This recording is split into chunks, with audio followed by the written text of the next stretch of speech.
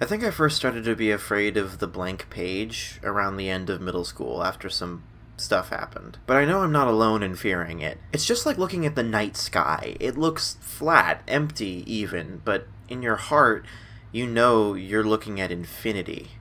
And that is a terrifying sensation. Sure, infinite possibility is wonderful and probably part of what attracted you to the idea of writing something in the first place. Anyone can write a story. How great is that? But the longer you seriously pursue writing, the more likely you are to realize that just because anyone can write a story, doesn't mean anyone can write a good story. Doesn't mean that you can write a good story. And so, you freeze. You experience what we in the biz call writer's block.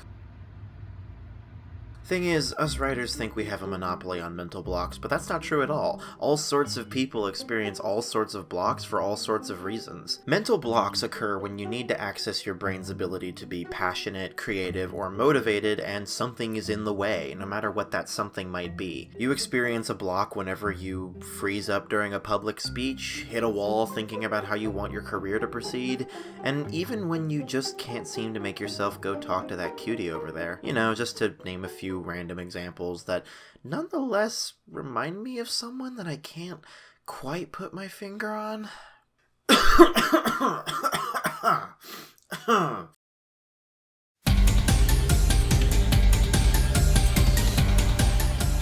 Mob Psycho 100 is a show where children engage in city-destroying combat at an alarming rate, and all the middle schools in Seasoning City are named after different types of seasoning. But it's also a touching coming-of-age story about self-improvement and maturity. Our main character, Mob, has these spectacularly powerful psychic abilities which are tied to his emotions. But subversively, it's not a story about emotional self-actualization through becoming more powerful, because in a world where car headlights rule over desk lamps through their extraordinary strength, Mob is already an entire fucking sun. He's real handy to have around when someone's life is in danger, but outside of those specific situations, his abilities don't really help him much or make him happy. Personally, if I was telekinetic, you can bet your ass I'd be zipping objects in and out of my hands from across the room just because it's cool. But we never see Mob use his powers in the privacy of his own home except by accident. So he can make objects float. So what?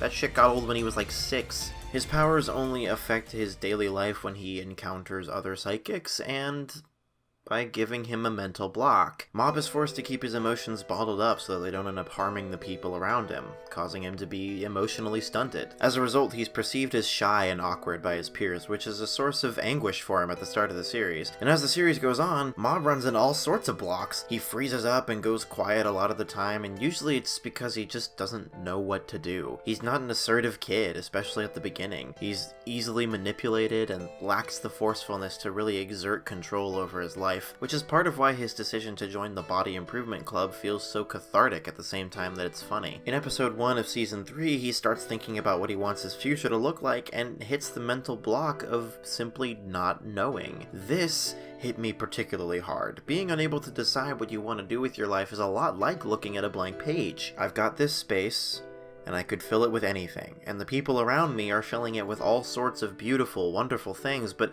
other people are filling it with toxicity and garbage. I know I want to be like the former people, but how? How do I know I won't mess up and end up like the latter? That's the thing. You don't. So how could you possibly ever convince yourself to start? Well, I can tell you what kept me writing back in the day. Ignorance. When I was in middle school, at about the same age as Mob when he saved an entire city through a psychic battle with an all-powerful lunatic chucking buildings at him, I performed a feat of equal merit. I wrote an entire book, start to finish. It was called Crystals of Eldia, and it was to be the first of a trilogy. I fully intended to publish it. In fact, my goal was to publish it before I finished middle school. You know, so that its inevitable explosive popularity would show everyone how smart and incredible I am.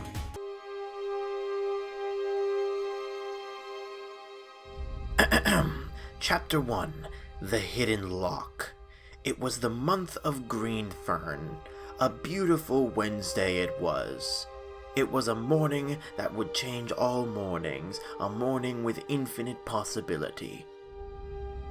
It was the kind of morning... Of course, everyone was very sweet, but sharing my work did not go as I expected. People had been telling me how great of a writer I was my entire life, so I didn't know how to handle it when they decided I was old enough to give me genuine feedback. What do you mean it isn't perfect?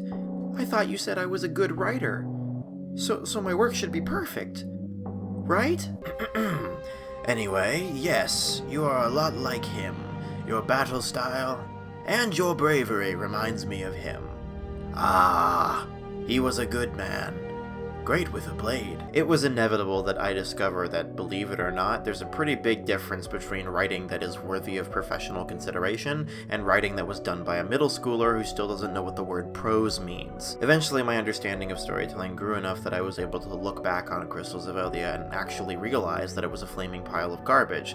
So I sat down at the computer once again, this time thinking, okay, now I know what I did wrong, so I just have to not do that and focus on writing good stuff. I put my fingers on the keyboard, and I did not start typing. I watched the cursor blink for about an hour. A few times I wrote 1 or 2 sentences, but not without immediately deleting them. After that, I didn't write anything except school essays for about a year. Okay, that's not entirely true. Occasionally I'd start a project out of sheer force of habit, but I'd never get much further than like a page because the same thing would always happen. And if you're an aspiring writer, I'm sure you've done this. You spend all day working your ass off on something, and maybe you're even proud of it. You feel like you did good work, and then you go pick up whatever book you're reading and read a couple sentences and then just put it down and scream, because in that moment you know just how far away your very best work is from the stuff that's actually getting published, that's actually worth publishing. Gaining better taste as your knowledge of writing grows is a delightful, illuminating process, but it's also a deeply painful one, because with every step of understanding you take, it becomes more and more clear just how amateur your work is. You sit down determined to write something good, but you can't do that. You don't know how. So, you sit there writing nothing at all.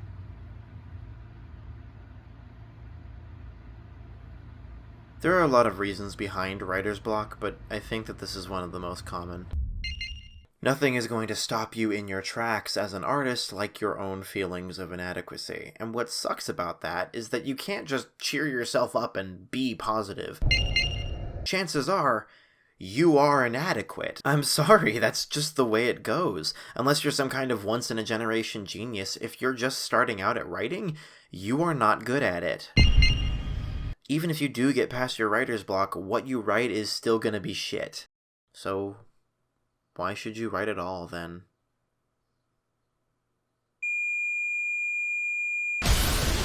Guess what, motherfucker? I'm gonna tell you why. I'm gonna tell you how I managed to get out of my funk. I'm gonna tell you something that's gonna sound mean, but trust me when I say that you need to hear it. And the good news is, if you've seen Mob Psycho 100, you've already heard it. You are not special. And you will not be special. Whether it was because someone praised you, because you like your own work, or because it's just human nature to be prideful when steeped in ignorance, at some point you got it into your head that you are special, or that you have to be special in the future. And therefore, your words must be special. If not, you're doing something wrong. That is incorrect, you buffoon! You are just one out of billions of regular-ass people. You aren't a gifted kid just because you can write sentences like an adult. Sure, you made everyone clap with your Yeti story in elementary school, but Jimmy over here can touch his nose with his tongue. Maybe your writing abilities will be more valued by society, but does that make you above Jimmy and his nose-touching skills? No, you and Jimmy are still just two kids with a couple of contrasting traits. There's no point in setting you apart from Jimmy just because your trait is particularly spectacular or noticeable. But don't your unique traits make you special? Sure, but not any more special than anyone else. Therefore, you are not special. This is a devastating revelation, right? I mean, the villains of Claw seem to think so. When they hear this for the first time, it gives them all a different flavor of existential crisis. But when we see them again, they've figured out how to exist apart from the strict power structure of Claw and live virtuous lives protecting the rights of the common man. And when Mob hears this revelation, He doesn't even have a crisis. For him, the idea that he isn't special is a delightful epiphany, because the idea that he is special has been causing him all sorts of trouble. So he lives his life with this constant humbleness and desire to better himself without any room for the complexes that characterize so many other psychics. Seeing yourself as just another person is horrifying if your idea of yourself as special is a shield of pure ego that you use to differentiate yourself from the masses. But seeing yourself as just another person is a genuine relief if your idea of yourself as special has become a source of isolation or pressure. Either way, letting go of that idea is eventually going to free you, just as it frees Mob. How? Well, it's right there in the lyrics of the goddamn theme song. If everyone is not special, maybe you can be what you want to be. If nobody's special, you know what that means? Stephen King isn't special. I can hear you rolling your eyes. Blizzic, of course Stephen King is special. He's such a prolific author. He's responsible for so many classic works. And that's true. When we hear Stephen King, we think of Carrie, The Shining, It, Pet Sematary, Misery, The Stand, Cujo, The Dark Tower, 11/22/63, Shawshank Redemption. But you know what we don't generally think of? The Tommyknockers. The Tommyknockers is an awful book. That's a quote from Stephen King, the author of The Tommyknockers, and he didn't just write it, he published it. Imagine all of this shit that he hasn't published. Imagine what he wrote when he was in middle school. Do you think he was spitting out work that was at all comparable to Carrie or The Shining or any of those classics? No. Because Stephen King isn't special. He's a good writer because he worked hard and studied and wrote a lot. It's also worth acknowledging that when it comes to publishing and becoming popular, there's definitely an element of luck. But Stephen King did what all writers have to do and put himself in a position to get lucky. He did it by writing a whole lot. He got better by writing a whole lot. So, you have to write. But Blizzic, how am I supposed to write when I know it sucks? I can't write something I don't believe in. That's a very fair point. And to be quite frank, I'm not exactly perfect at overcoming writer's block, so I'm not really the person to ask. I wish I had some kind of mentor or role model I could point to, some holy figure to act as an example of the life philosophy I'm trying to espouse here.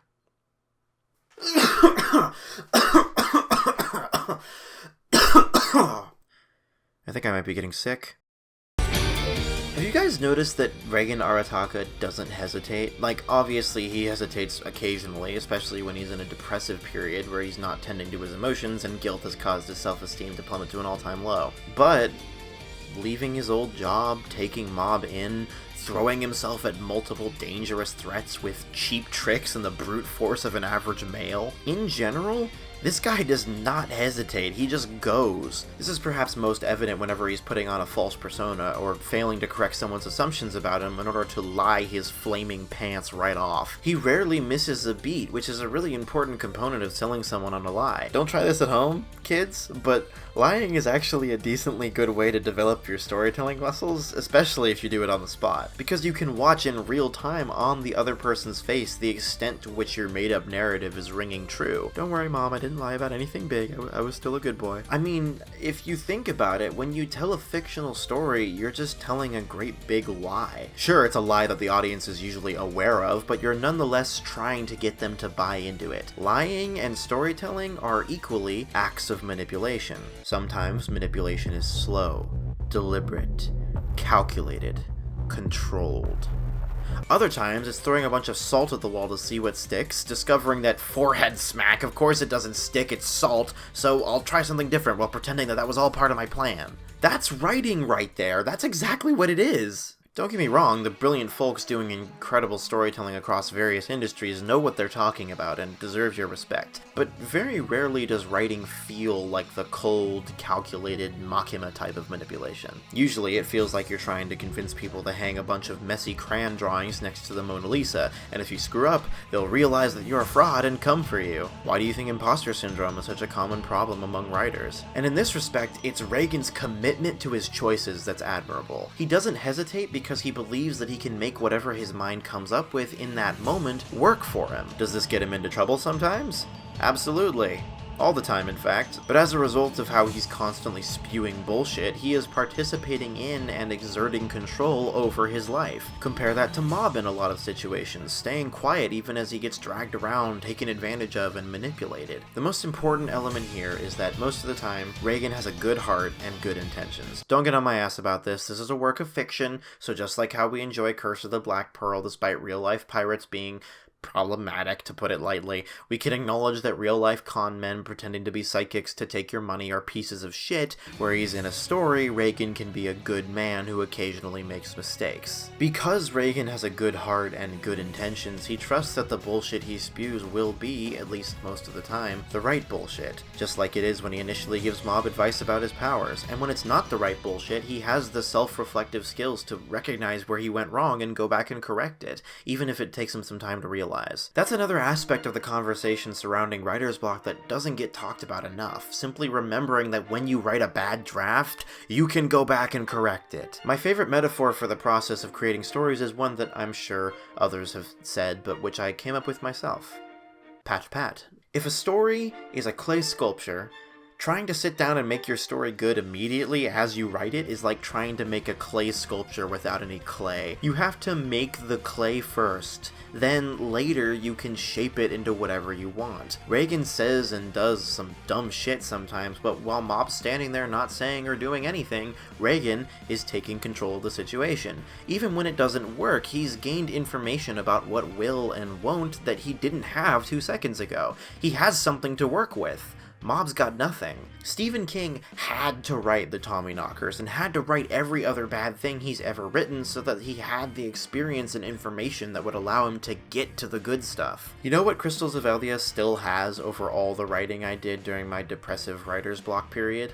It exists! While I was worried about my work being good, I sat there fantasizing about writing something good but not actually producing anything. Meanwhile, in middle school, when I wasn't concerned about quality, I developed an entire fantasy world and then told an entire novel-length story in it. That I wrote a book at all is commendable, it helped me learn. And the mere fact that I look back on Crystals of Eldia and recognize its flaws is proof of how much I've grown since I wrote it. Look at Mob, look at him flourish under Reigen's influence, from a scared, stifled, and confused kid to someone confident enough in his own perspective to throw it up against Toichiro's. Still experiencing some blockages, but able to put himself out there enough to seriously grow and make a shitload of friends. Not to mention, at some point, he starts to see through his master's bullshit, and decides that it has value anyway. My favorite example of all of this is that particular mental block I mentioned earlier from episode 1 of season 3. Mob doesn't know what he wants to do with his life. Reigen jokes that he could just stay with spirits and such consultation forever, but later, Mob confesses that he's not sure he wants to do that. Reigen, seeing something that he needs to revise, clarifies that he was joking, and then he gives him such wonderful, brilliant advice it makes me want to cry. What you want to do with your life does not have to be the same thing as your career. You are more than a slave to whatever it is that makes you money. Deciding what you want to do should mean deciding how you want to live your life. Dear Yogg-Sothoth, this man! Ugh, listen, I'm not into men, but if Reigen wanted me to kiss him, I'd do it. I think this is such genuinely excellent life advice, but I also think it's just as applicable to writing as everything else I've talked about. Don't get so caught up in external results that you forget to prioritize your internal desires. Yes, eventually you are going to have to worry about making money and about making your story good, but don't let that distract you from whatever it is that you want to do. It's your life, and it's your story. You want to do a romance novel about werewolves fighting vampires even though it's already been done? Do it! Get it on paper, make it fresh and original later. And if you can't do that later, if the revision doesn't go well, then move on to the next story. Keep going, keep learning, keep getting better. There's no good writing without bad writing first. You are burrowing through the trash that you must burrow through to get to the treasure. If you keep going, maybe one day your writing will turn out the way you want it to.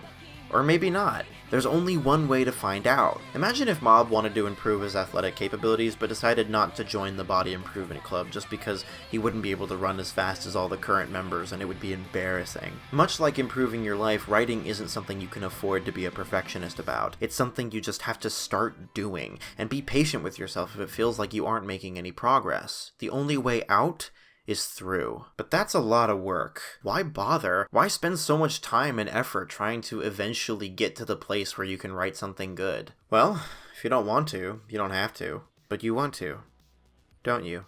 If you're looking for an excuse, luckily, I can tell you exactly why you should. The world deserves your writing. I might be a pessimistic bitch sometimes, but at the end of the day, I'm an optimist, not a nihilist. Things can get better. This is a demonstrably true fact. The world contains great evil, yes, but it is not some inherently evil place that you simply must exist within. The world is full of great people, and these people deserve beautiful things. Yes, it's true that there are already lots of great artists making beautiful things. Yes, it's true that no one is special. Yes, it's true we're all just human beings hurtling through a vast uncaring void. But return with me to that terrifying night sky, that horrifying blank page. Gaze into the depths and realize no matter how much possibility is out there, in all that infinity, there is only a single you.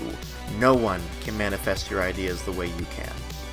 No one. So it doesn't matter what those ideas are. It doesn't matter if they're good or bad or silly or insightful or fun or terrifying or boring or heartwarming or droll. They are inside you and they are longing to be expressed. Get them out! 嫌な時はな逃げたっていいんだよ僕は幸せ者だもっと周りに感謝しよう力の使い方を教えてやるだから助ける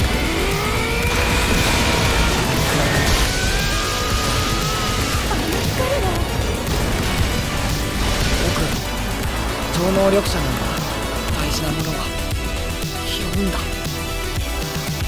So I sat down at the computer once again, this time thinking, I'm a cowboy. So I sat down at the computer once again, this time thinking, okay, now I know what I did wrong. I'm still thinking about the cowboy thing.